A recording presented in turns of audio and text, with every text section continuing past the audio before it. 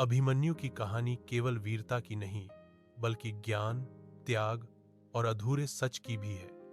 महाभारत के युद्ध में वह अर्जुन का पुत्र था, लेकिन साहस में वह कई महारथियों से आगे निकल चुका था। कहा जाता है कि जब अभिमन्यु अपनी मां सुभद्रा के गर्भ में था, तब अर्जुन चक्रव्यूह भेदने की विद्या समझा रहे थे। सुभद्रा सो गईं और आधा ज्ञान ही अभिमन्यु के भीतर उतर सका। प्रवेश का रास्ता उसे पता था, बाहर निकलने का नहीं।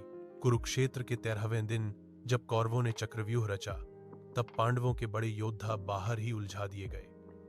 उस समय आगे बढ़ा केवल एक युवा अभिमन्यु। उम्र मात्र 16 वर्ष, लेकिन आंखों में न डर था न संकोच।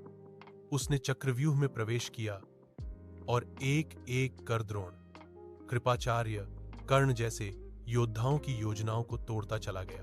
लेकिन नियम टूटे।